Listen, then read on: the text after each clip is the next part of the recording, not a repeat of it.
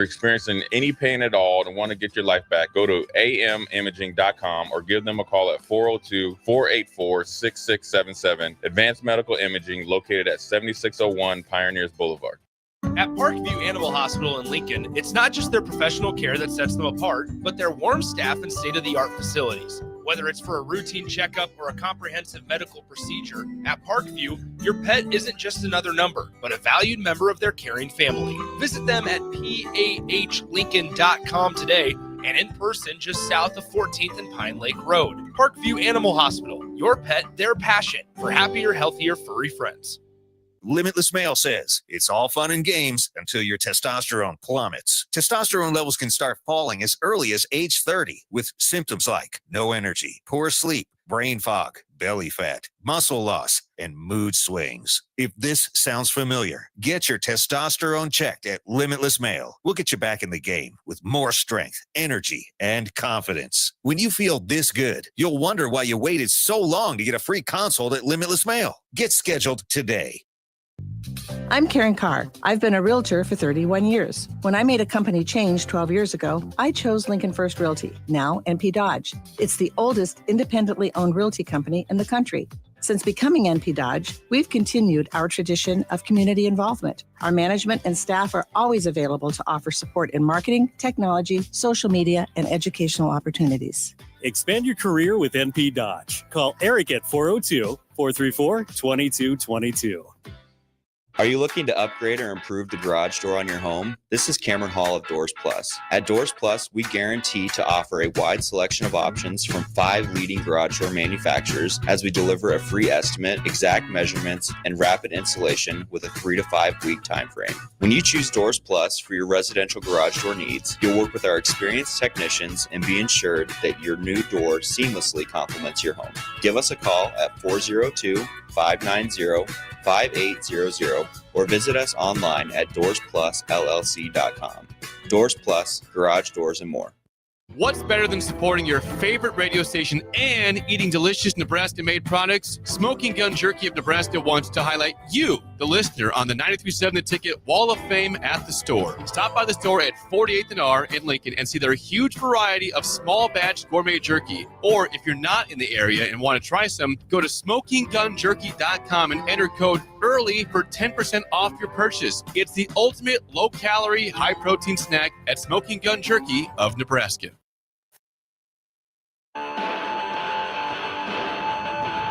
This isn't any regular heat. This is nuclear heat. Live from the 93.7 The Ticket studios in the heart of Lincoln, America. Bringing you the latest from the Square Circle on 93.7 The Ticket and theticketfm.com. Here is your host, Jake Bockoven.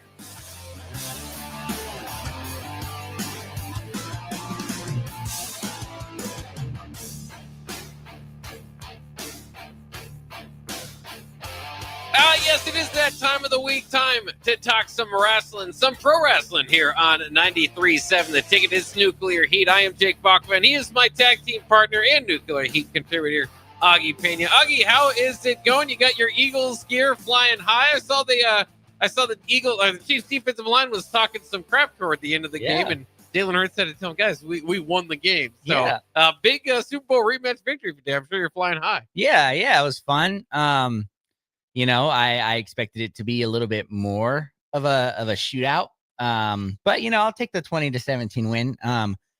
Yeah, you know, starting 2-0, feeling good. I just wish my fantasy football teams would follow suit opposite way. But yeah, you know, it's fun. This is like, you know, my favorite time of the year. You know, football season's full in swing. You got, you know, wrestling starting to heat up. You know, we got WrestlePalooza and next weekend. Next Saturday. Next Saturday is going to be a busy next Saturday for us, at least. Right. You know, got the big Nebraska game and then WrestlePalooza, and things like that. So yeah, it's a fun time. And hey, your Cardinals, 2-0 too. Yeah, undefeated. They beat so far the Saints and the Panthers. So not sure if it means anything, but I'll take 2-0 while we're at it as well. And like you said, wrestling is getting kind of interesting this week. Depending on how you look at it. I thought there was a few missed opportunities, but WrestlePalooza sure is a loaded card. So there's at least that they've got going on to it. So we'll see. They got to get through this week, kind of set it up and then see what we get there. But WrestlePalooza card again next Saturday. The debut on the ESPN app. Cena versus Lesnar, CM Punk and AJ Lee against Seth Rollins and Becky Lynch. You got Cody Rhodes and Drew McIntyre, Io Sky and Stephanie McCoy. I assume as long as they get a contract signing. The Usos versus the Vision. So as opposed to some of the cards we've seen on the premium live events, this one's pretty loaded up. Yeah. It looks like it's going to be good. Well, I was about to say your champions are actually somewhat on the card, but we got some champions that aren't. But yeah, they don't got a lot of not all of them have been great, great put together and whatnot. But for I'd say 95% of the time, it's like, hey, okay, that's actually a match I can look forward to in a storyline that has some meat to it.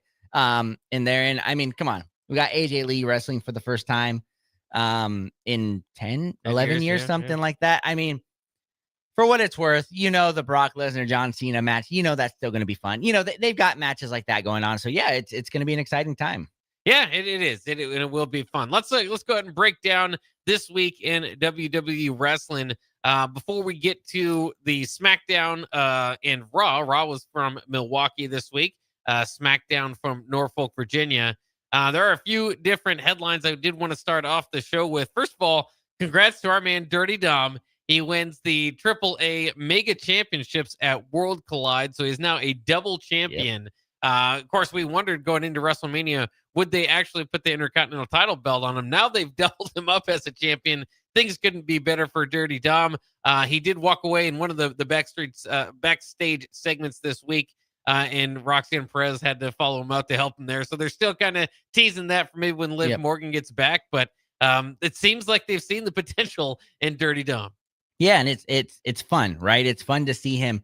We talked about it. They kind of misused him a little bit, but he's still one of the most over disliked. He's got the heat, so it's great to see that happen. And yeah, you put 2 belts on him now. He's pretty much a full-time guy on AAA and will be on Raw. And now if he drops one of those belts, maybe the Intercontinental Championship at one time, he's still got one of them. So yeah, it kind of helps out that storyline a little bit. Yeah, it'll be interesting to see what they do moving forward with him, but definitely feels good. You like you like the mask he puts on? He kind of does it pre-match sometimes and then post, at the end of the match. It's not a particular spectacular match anyways, but it gets the job done. Yeah, it gets the job done. I mean, he's AAA champ, so he's supposed to be somewhat of a luchador, right? And they wear masks, so it's fine. Like you said, I think it's more kind of mocking, his father, right? In a way, so it falls in line with his gimmick. It's fine. Better than Finn's. I'll say that. Better than what Finn came out in last year. That was horrible. Right. Finn's, you can't see anything out of that mask. I've been a little bit surprised because once again, I mean, it's just along the way that El Grande Americano has been so involved in these storylines too. I mean, I kind of assumed he'd pop out and maybe help him win once or twice, but is there a few? I mean, is El Grande Americano going to end up being part of the group? I mean, I think so because I think on Instagram, Finn Balor posted after that and he had every member of the Judgment Day, right? And he was like something like family. El Grande Americano was in that picture with them. And everybody kind of pointed it out and, was like, hey, that's, it's like El Grande Americano. What's he doing there? Because I think Dom kind of was trying to, right? Yeah. Add a member. Add a member at one time. And, they could do that in there. So yeah, I'm interested in this, especially for your guy Ludwig Kaiser, who we all assume is in there. It's good television for him. Yeah, it's been entertaining. It's just it wouldn't be my first pick for somebody to join Judgment Day. So it's kind of a turn there. Of course, it's have different chapters, but we'll kind of see what plays out there.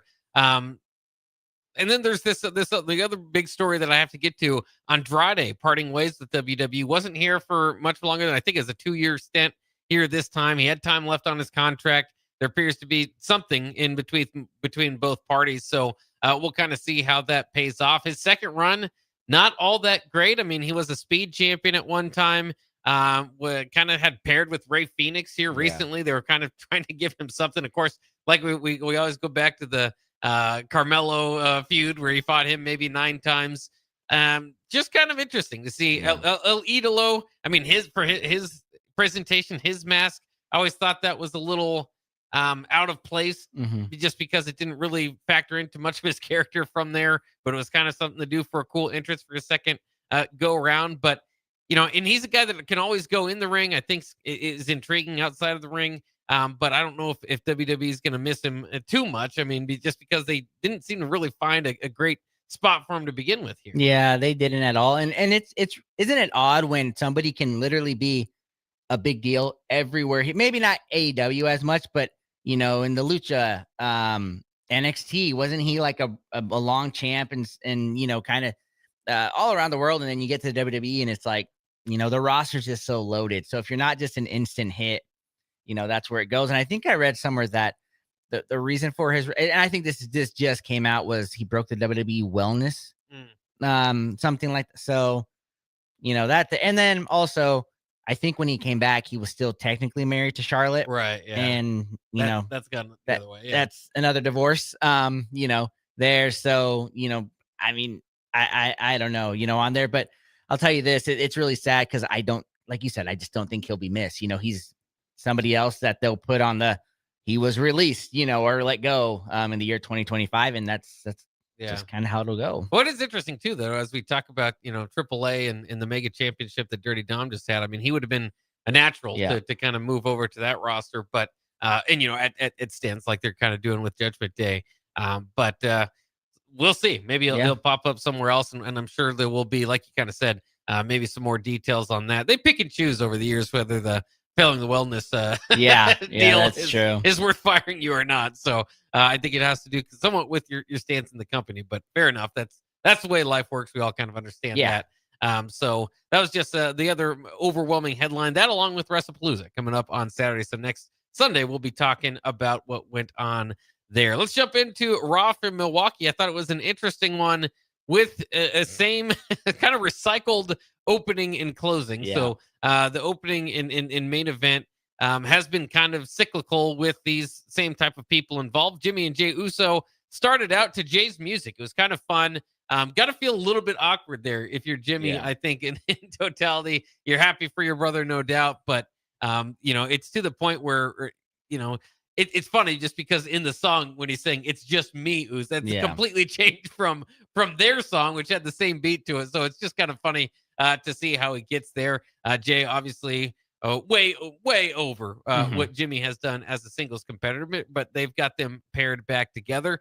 Of course, didn't take too long for them to bring out Bronson Reed and Braun Breaker. Though I will have to ask you, do you feel like the repeat of Jey Uso's opening is still worth your 3 or 4 more minutes that it takes? I mean, maybe for the fans, I think for the live crowd, for the live, but for us, it's just like, come on, it's like at first it was cool, it was fun, but you're not there, so no. And we talked about, I hate Yeet, I'm still not for that, and in there, but I guess for the live fans, yes, but for us, that watch it from home on Netflix, no. Yeah, it's funny because they didn't quite do it, and I was wondering, okay, well, did they find? I mean, because it's honestly a good spot to bring up. I think for premium live events, or something like that, really kind of get everybody going.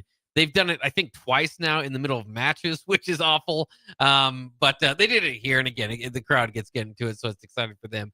Bronson Reed and Braun Breaker, like I said, interrupt.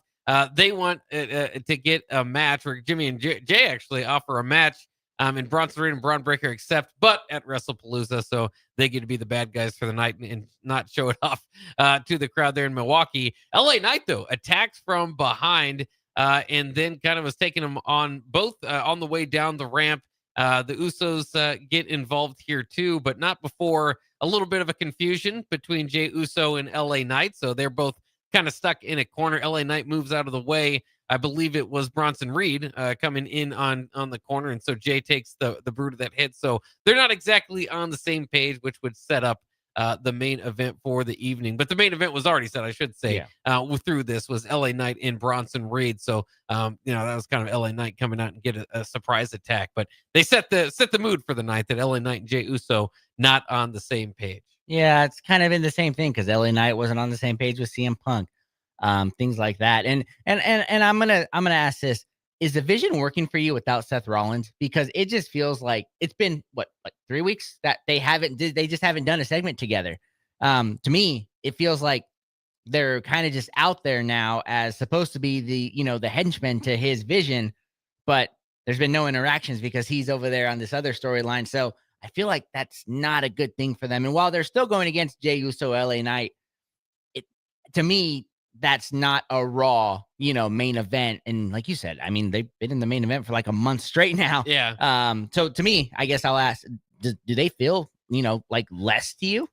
I mean, to a degree. I mean, again, it's kind of the path they have to take, right? Neither of them have kind of been through the main event. You're trying to bring them up. So when I'll say this, when they teased LA Knight for Bronson Reed for main event, does that immediately come off to me as main event or maybe Intercontinental #1 contender type of thing? Yeah. Still kind of feels, closer to that. But you have to build these characters correctly, right? And so, obviously you don't want them involved with AJ Lee and you don't need too many henchmen for an intergender match. So they found something for them to do. But it, like you said, it's just kind of getting cyclical and kind of kind of recycled. So it's not the most exciting. And I don't know. I think they kind of work together because they've at least been giving them wins. It's not like the Judgment Day when they were having them do it over and over again and they just lose. And then of course you do the bad guy thing that they lose and then they beat somebody up before the end and then that's the end of the match and you're just kind of like I don't know what we got out of this. At least they're letting them win their matches, which I think is kind of helping them, putting them on TV main event scenarios and winning those matches. Let's get to the next match here from again, this was WWE Raw from Milwaukee. It was AJ Styles against El Grande Americano, Ludwig Kaiser, suspected to be under the mask. AJ was looking for revenge because Americano had cost him the chance at the Intercontinental Championship against Dirty Dom. This one was kind of interesting. A second El Grande Americano returned to try to help out. Eventually, Dragon Lee came to even the odds out for AJ Styles, allowed AJ to hit a very, very cool looking move toward the end. I mean, obviously, AJ has his Styles Clash, which is the same every time, but the way they got into it, countering a roll up and turning it into the into the Styles Clash was cool. Kind of surprising. They had mentioned statistically El Grande Americano to that point had not been defeated, or at least in his last 4 matches or something to that like that. So it does a little bit of protecting AJ Styles. I don't think it necessarily this needs to be an ongoing thing. Maybe this kind of puts the end to the AJ Styles El Grande Americano beef. Maybe puts the end to AJ Styles going after Dirty Dom. Kind of a way to kind of settle it. Styles doesn't come out Intercontinental Champion, but still comes out looking strong enough. That being said, would have been a huge victory for El Grande Americano, obviously. Oh, yeah, for sure. And I mean, we talked about El Grande Americano joining the Judgment Day. How more fitting than to lose your first match, a match when you're officially joining the Judgment Day. So it, like you said, it all works out. That second Grande Americano, who do you think that is now? Because it can't be Chad Gable back, right? And I mean, this guy was, I think, a little bit bigger than that, right? Yeah. There's been a few theories thrown out there. I'm trying to think of his name. Was it Tyler? He was part of the what do they call him? The big handsome boy. I can't even remember. Oh, Tyler Bates. Tyler Bates might be involved in that. So I don't know. I don't know exactly who it is. That would be one of my first guesses, though. Yeah, that makes sense. Because what didn't they have like one of the Creed brothers? I think filled in right away, and then there's been like 4 or 5 different people which is funny. They've got kind of their staples. But I know you said that's probably not where you want it to head, but it's probably going to head to where all 5 of them try to go help Dom at the same time, and then you got 5 El Grande Americanos and then they're going to fight for the right to be the real one from the Gulf of America. That's how it's going to go. Yeah, that's how we full circle. We'll get there. I don't know. I mean, it's interesting because it seems like an ongoing kind of like this is just kind of working every week. And I don't know if there is these long-term plans for El Grande Americano. Remember, still, Gable's never fought a match, a singles match at WrestleMania. El Grande Americano, a character he just kind of created, and won the match. So it's been a ride. It's been interesting. And Ludwig Kaiser, I thought his character, I mean, I'm partial to him, but I thought his character was interesting enough. He was kind of right there, didn't quite get the wins. Maybe kind of fell into a category like Penta, where it's like, I mean, he's a good character. They just don't have enough to do with him. But I don't know. I don't know how long he gets lost in this Americano character. Like you said, maybe we'll eventually have them all fight it out and see. But to this point, they've all been on the same page. Yeah, they've all been on the same page. And the other thing is, Yeah. I mean, no, there is no other thing. It's just that's just what it is. They've all been on the same page, and we both were kind of on the same thing with Ludwig Kaiser. Glad, he's got something in his life going for him, because I'm going to reiterate this: the ultimate fumbler again. With the whole Tiffany Stratus thing. So, he's at least got this going, and the guy, has the build, has the mic skill. Obviously, he's not really using it with the Grande Americano, right? Because he's from Germany as I think well, somewhere around there, yeah. I Which mean, is part of the whole joke, is that he doesn't speak Spanish. Yeah. Well, that's what I was gonna say. Yeah, the hilarious part about it is when he would try to speak Spanish or something. It's a German doing it, so that's kind of a funny thing there. Yeah, well, I mean, we'll see. It'll be exciting to see what happens there. Dragon Lee interfering. I mean, LWO. Is there any like AJ Styles? I know AJ Styles and Rey Mysterio have been on screen buddies before, so maybe that's the connection. But I can't even tell when it's Dragon Lee or Rey Fenix. I just think they need to like separate these characters a little bit. You got kind of luchador. I don't know if their looks are different enough. I'm always kind of thinking, okay, who's this again? is Rey Fenix is tall for a luchador, right? I think that's his thing, because he's the one that had the U.S. Open title with Sami Zayn, right? That's right, yeah. So I think he's kind of 6'1", and nothing to my people, but we're not the tallest guys. So I feel like I would be kind of a tall luchador, because I think Andrade is my height. I think I Googled that one day, and it's like, wow, he looks pretty tall out there. Yeah. So I would look pretty tall in a WWE compared to some of these guys. So that's kind of how I separate them. Is Rey Fenix actually got some height in his look there. So I just don't know. Like, Dragon Lee feels like they always find something for him to do for some reason, and it never leads to anything. So I'm not sure what Dragon Lee's character is doing. But he was involved in this match. Maybe I'm sure it will. I'm sure it'll go back to him and El Grande Americano. So we'll kind of see. I'm sure that's coming up. Adam Pearce then revealed that Stephanie McCourt couldn't make it to the contract signing with Io Sky. That at that point, and Io Sky Star was talking to Nikki Bella, Asuka. They're kind of doing the ongoing thing where she's upset if Sky is talking to anybody else. So they kind of square off backstage, setting up a match for later in the night between the Hall of Famer and two Hall of Famers. And I don't think Asuka's there yet, but she will be with Nikki Bella. Then we move to Lyra Valkyria and Raquel Rodriguez. Raquel Rodriguez was targeting Valkyria's back early on. That would come later in the match to be important. And also because Valkyria at one time was trying to hit a Nightwing and couldn't get it done because her back had been targeted. Roxanne Perez helped kind of distraction throughout this match as well. But to my surprise, the Tejana Bomb was used to get the win. Raquel does get the win over Lyra Valkyria. I think they said that Roxanne Perez will get her chance at Valkyria next. We've also got Bailey promos mentioning Valkyria. So all sorts of kind of interesting things going on there. But to me, just a surprise to see Raquel Rodriguez beat Lyra Valkyria, who we've described before. She kind of has been super Lyra Valkyria the way that she's been booked. So to date, this has got to be one of her worst losses. That being said, Raquel Rodriguez starting to look more the part, and I think she's done good over the last several years, and they kind of 50-50 book her always to keep her at least dangerous enough. Yeah, and I mean, I will say, since they paired her with Roxanne Perez, she's kind of been getting wins and been a little bit more dangerous. They're actually, because when she was with Liv Morgan, she was the typical bodyguard that would take the punishment, take the pins. I don't think she won, outside of the one match they won to become champions. But yeah, this was good for her. But the curious thing for me is Lyra is not a champ anymore, but yet everybody's now targeting her. And that just, because you got Judgment Day targeting her, you got Bailey, which I get, they got some bad blood there, but it's like 3 or 4 different people that are targeting a non-champ. That doesn't really make sense to me. I'm still waiting for her thing, right? She's Bird Lady, but I'm still kind of waiting for her personality to kind of lean one way or the other. They've kind of structured up some, kind of generic wrestler. Here, this is what we're going to go with. And they've loved it and they've pushed her.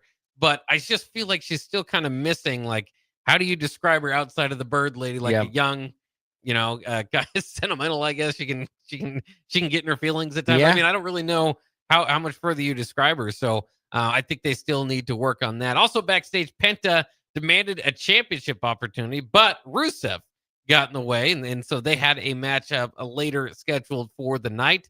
And that will be a good stop for us to take. The AJ Lee promo coming up, but we got to take a quick break. We'll talk about the rest of Raw, Monday Night Raw from WWE, and Friday Night SmackDown as well. That includes Brock Lesnar returning to open up SmackDown, so we can get to that in a little bit. But we've got to get to commercials here on Nuclear Heat, and then we'll be back in just a few minutes. Harvest season is coming, and Acres has discounted many of our late model John Deere combines. Get thousands in discounts and upgrade for this year's harvest. Plus, you could save even more with interest rates starting as low as 1.9% on select units. Low interest rates combined with our huge discounts, there's not a better time to buy. Visit acres.com for all the details. That's AKRS.com. Restrictions apply. Offer ends August 31st, 2025. Subject to approved financing. Offer may change at any time without notice.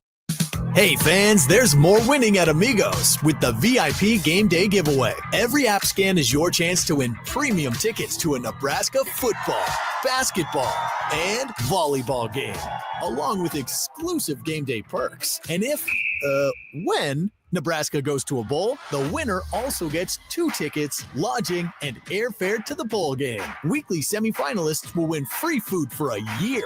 Go Big Red. Eat at Amigos and enter to win. Amigos is celebrating 45 years with exclusive Nebraska Legends collectible cups featuring Tom Osborne, John Cook, and some of your favorite Huskers. For every cup sold, 50 cents goes to teammates. Show your Big Red pride by getting all 4 of these collectible cups at Amigos. This is Tom Osborne with the Teammates Mentoring Program. We have students on the waiting list for a mentor, and we want you to join the team. Learn more about mentoring and support teammates by visiting Amigos. An overdose can happen in front of you and you might not realize it. Blue lips, slowed breathing, pinpoint pupils, choking sounds, unresponsive to touch or sounds. These signs aren't always obvious, but they can be deadly. Knowing what to do could save your friend, your neighbor, your child. Learn more by visiting myhealthymind.crediblemmind.com so you can be ready before it happens. This message is funded in part by the CDC OD2A grant.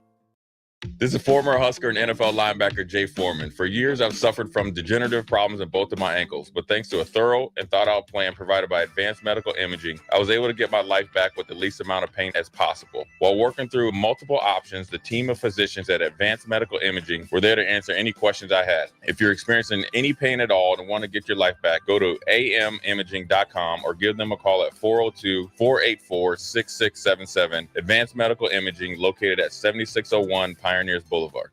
At Parkview Animal Hospital in Lincoln, it's not just their professional care that sets them apart, but their warm staff and state-of-the-art facilities. Whether it's for a routine checkup or a comprehensive medical procedure, at Parkview, your pet isn't just another number, but a valued member of their caring family. Visit them at pahlincoln.com today and in person just south of 14th and Pine Lake Road. Parkview Animal Hospital, your pet, their passion for happier, healthier, furry friends.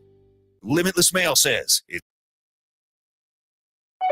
Back to Nuclear Heat with your host, Jake Bockoven on 93.7 The Ticket and theticketfm.com. We're back here on Nuclear Heat on 93.7 The Ticket. Thanks for joining us. We are halfway through our review of Monday Night Raw in Milwaukee. We'll also get to Friday Night SmackDown from Norfolk, Virginia. We did the headlines to open up the show, but I forgot to admit there was a pretty big one, and that was the WrestleMania 43 going to Saudi Arabia. So that will be in 2027. 2026 will still be in Vegas. Of course, they go over to Saudi Arabia for these the Crown Jewels, which basically they book as WrestleManias. I mean, it's basically become, we talk about the kind of the big four. Yeah. Crown Jewels basically become that. At times they put that King of the Ring spot in there, which I don't know. I don't know if they do a good enough job protecting that King and Queen of the Ring there the next couple months from there. But in any case, it's obviously interesting. The first WrestleMania, I'm sure. I guess I don't know for sure, but outside the United States. Yeah, interesting is the right word, like you said.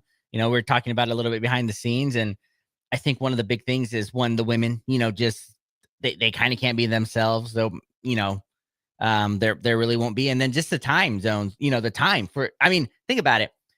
Here in Lincoln, it's gonna probably be from like 9 to like 2 on a Saturday and Sunday.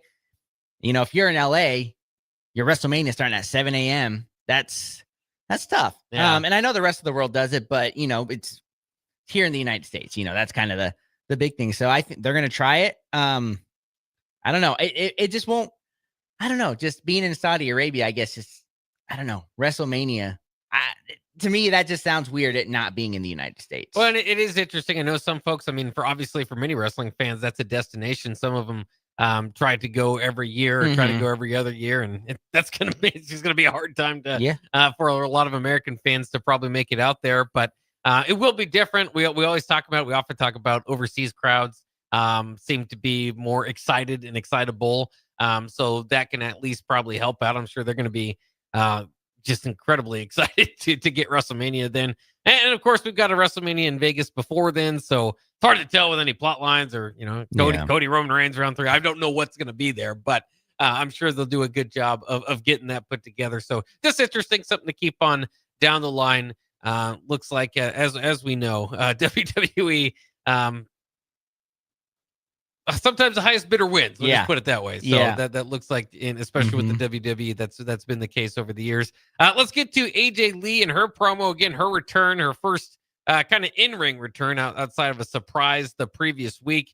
10 years for her to return, skip into the ring as usual. So it's kind of funny. She said, some of the people that were confused would have to ask their millennial parents why they were excited to see their favorite wrestler's favorite wrestler. Also made a joke about how she used to wear the pants, 2 sizes too small. So that was all kind of funny. And in the crowd even helped put her over therapy, because she had mentioned that she went to therapy, and the crowd started chanting therapy, which I thought that was kind of fun. And obviously, a stigma that's been attached to that over the years, less and less is being the case. So I know that was part of AJ Lee's goal in doing that. And it very much is true. If you've never done therapy, it's incredible. You should do it. I think everybody should do it. Obviously, it costs a little bit, but if you haven't done that, that can work out for you. And of course, she was particularly down, and she kind of let people know about that. So she was telling her story. She was also wearing Becky's belt, which she had kind of forgot about. Becky Lynch came out to say she wants her belt back. That was becoming difficult, so she brought out Seth Rollins to go and get her belt back. Seth tried to enter the ring. AJ Lee was kind of playing tricks on her. Rollins attempted to get the belt. CM Punk attacks from out of nowhere, and goes for the GTS. Rollins gets out of it, but agrees out of anger to a tag match at WrestlePalooza.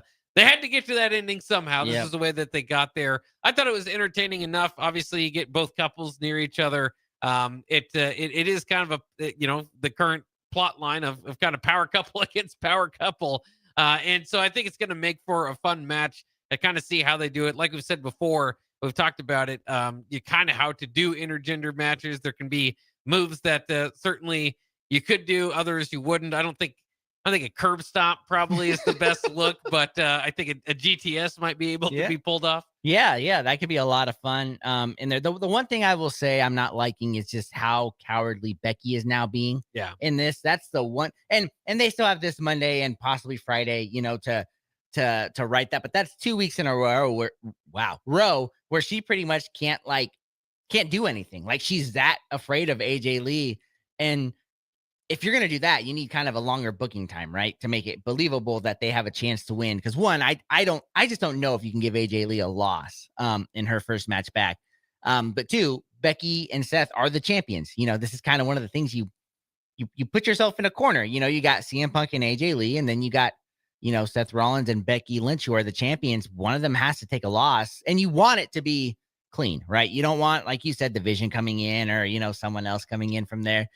But yes, the top thing on my bucket list is for CM Punk to give Becky Lynch a GTS on there and I think it'd also be fun to see Becky Lynch get CM Punk with the manhandle slam. I think that'd be great.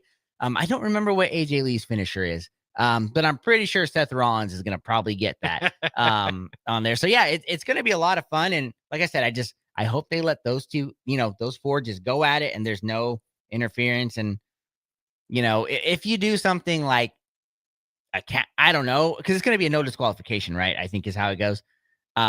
But yeah, I think this is gonna, get a lot of people talking, and I think a lot of people are gonna tune in to see what they let them kind of get away with in this intergender match. Yeah, and it's interesting too. Just from a distance, because Seth Rollins and Becky Lynch, of course, have been married all this time, but they're not necessarily connected as characters. Yeah.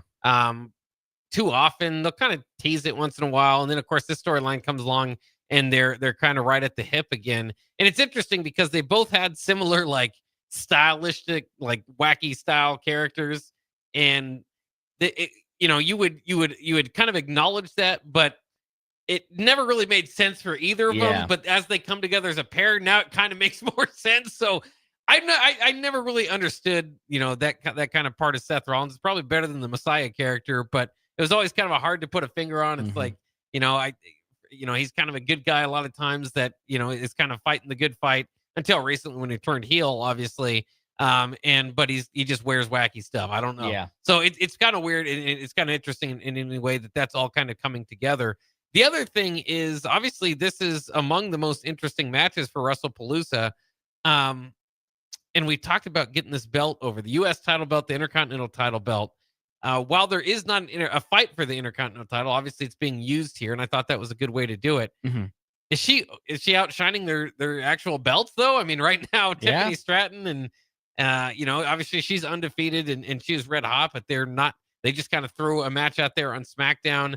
On the other side of things, Io Sky, they're kind of looking for. Obviously, they lost the champion there, so kind of looking for a replacement champ. Becky kind of feels like the top champ in the women's division, or close to it, along with Tiffany, I suppose. Yeah, she really does, and this is why you want all of your champions to be, people you can really rely on. We talked about that. We didn't think Lyra Valkyria was that, so it's kind of a good thing it's transitioned to Becky Lynch. But yeah, Becky right now is at the top of her game, because Tiffany, I mean, I think I just saw something that she's the longest reigning champ, like men or women's right now. Yeah.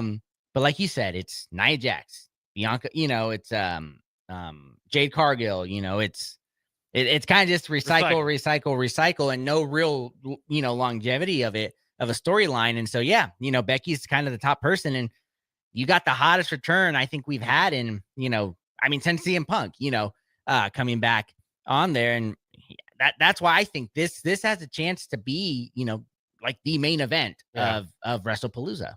Yeah, we'll kind of see how it goes. It's definitely an interesting one. Backstage, we saw Jey Uso trying to leave. He was not interested in sticking around to be LA Knight's backup against Bronson Reed. His brother Jimmy was trying to get him to kind of stick around. Jimmy says Jey is starting to sound like Roman. Jey said he's sounding like himself, hasn't been working anymore. So kind of interesting. Again, setting up things for later in the night.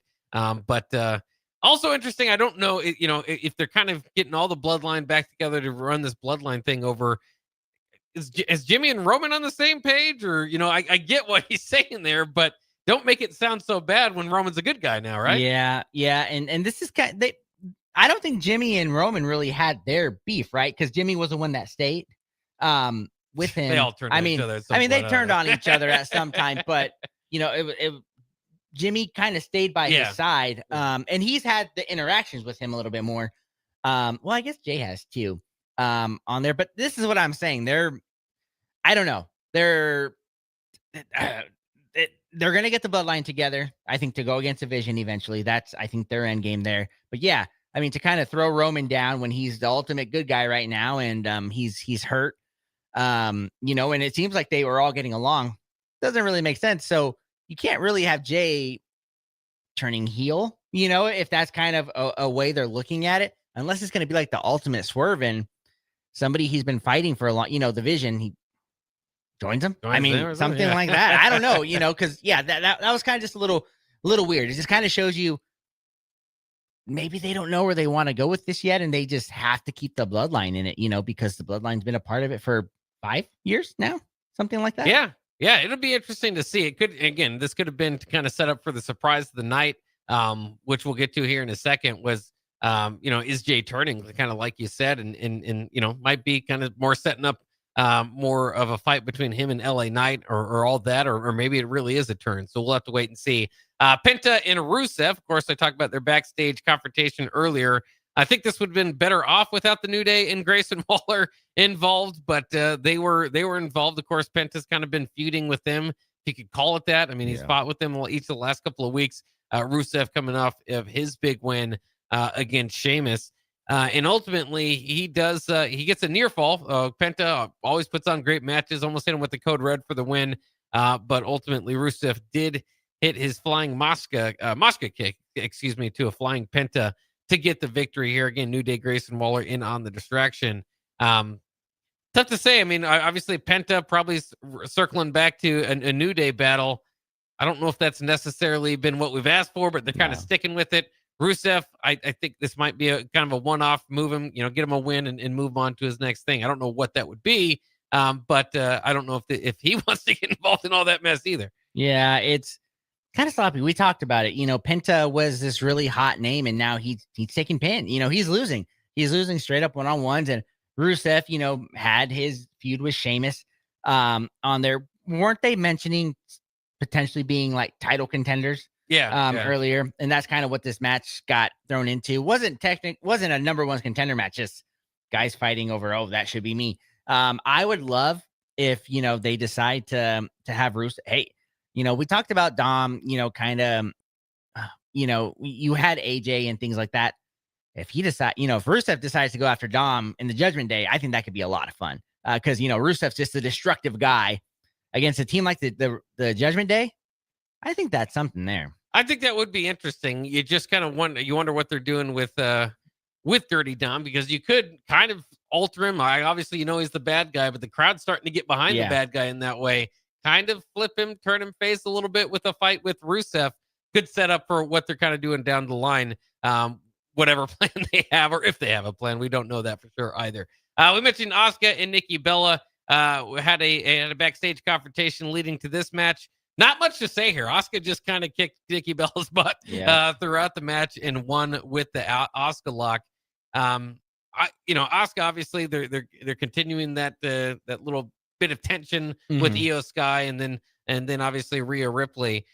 Nikki Bella, is this the job of a veteran to come in and kind of try to put people over? I mean, there's putting somebody over and then there's taking a butt whooping, though. Yeah. And that was kind of what this was. Yeah. I mean, they're trying to make Asuka look good for her eventual, it's maybe looking like Io Sky is going to win that championship, with everything with Stephanie. So, they got to build Asuka back up. Because remember, when Asuka first came to the roster, she was like the longest winning streak, right?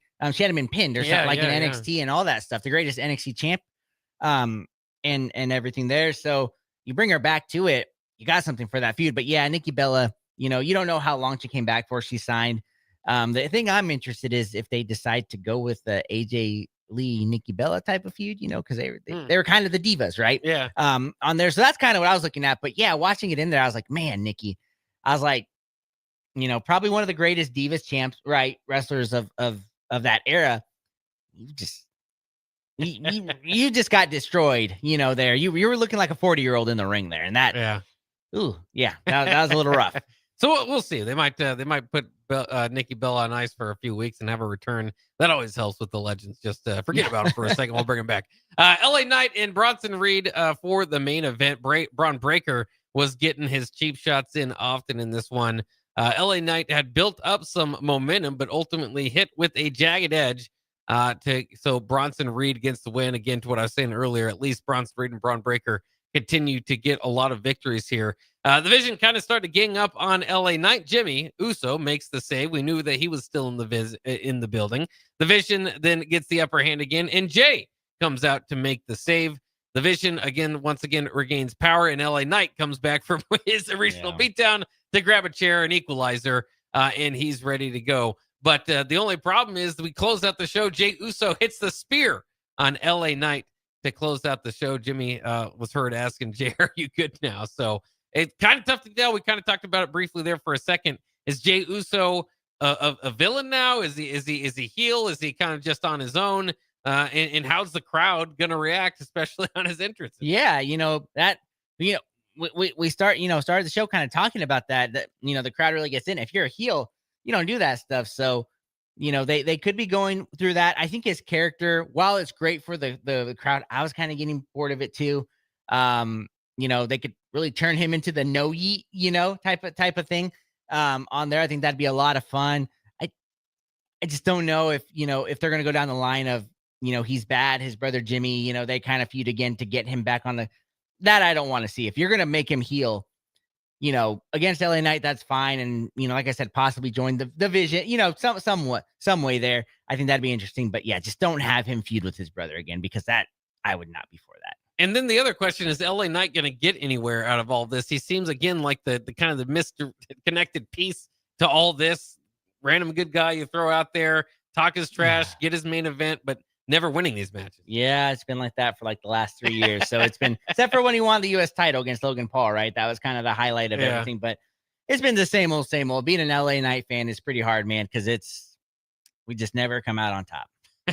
Fair enough. All right, let's go take a quick break. We got Friday Night SmackDown to talk about U.S. Open Championship.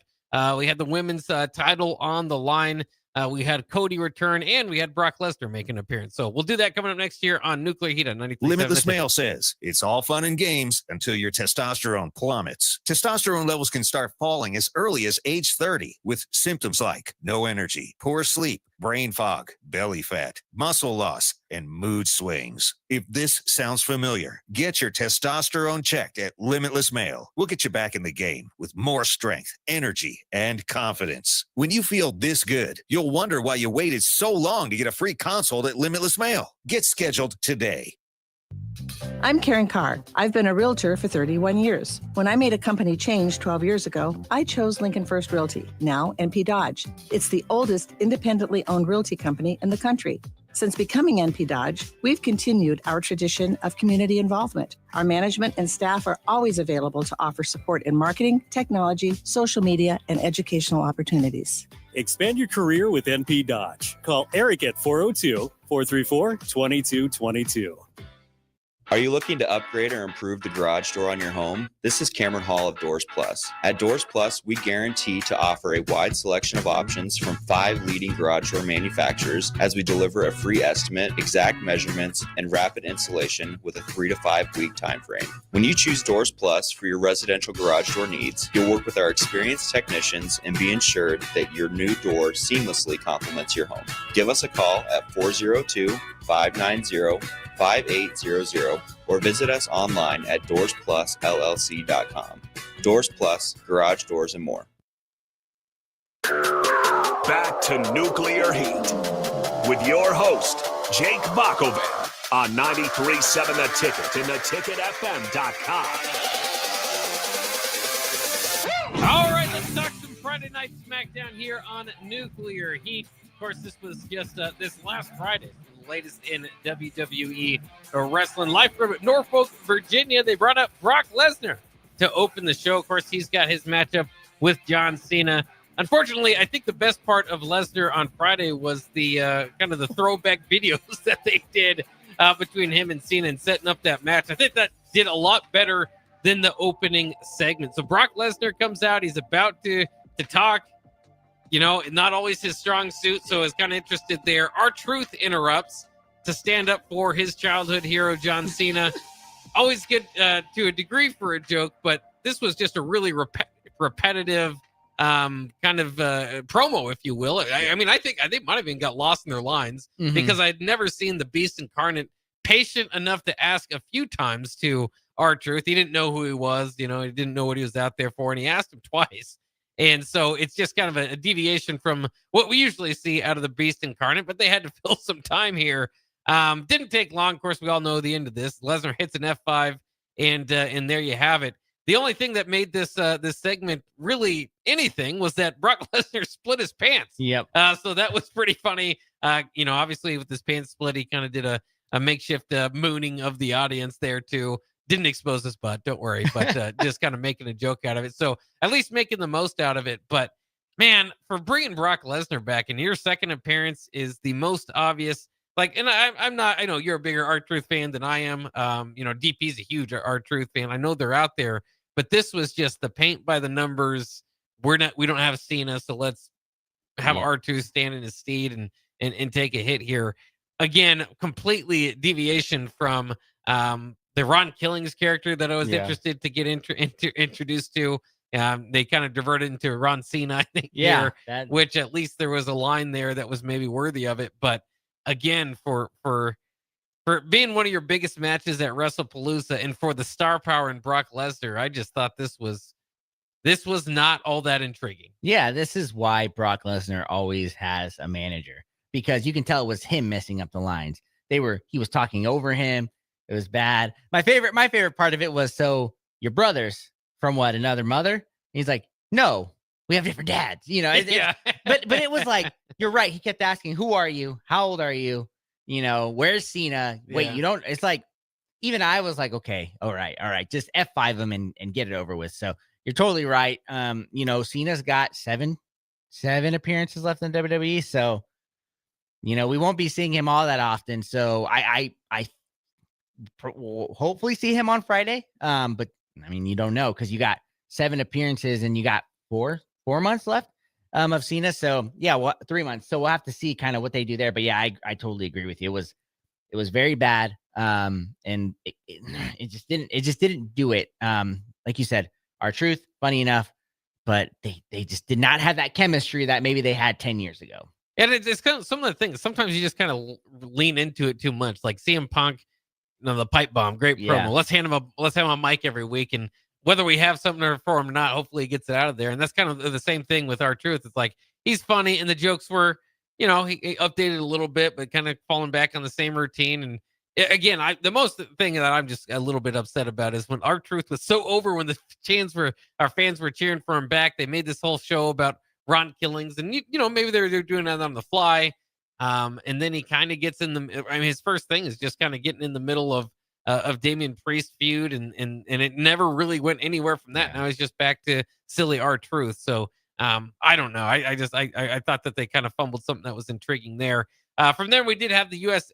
Open Championship that Sami Zayn is challenging folks. Rey Fenix makes the call. This was perhaps the match of the night. Both these guys, they know can go in ring, so that's kind of what they wanted to open up with. Multiple commercial breaks, lots of near falls, but Sami ultimately wins with a haluva kick. Of course, like we mentioned earlier, no more Andrade, so Rey Fenix kind of left floating out there, so this is an opportunity at least for him to get a good match in, maybe get over without going over, right, without getting the win, and before they kind of find their next move for Rey Fenix. Yeah, and, this was good for Rey Fenix because, people forget he's Penta's brother. He had a bunch of hype, coming to the WWE as well, and you said they haven't really done much with him.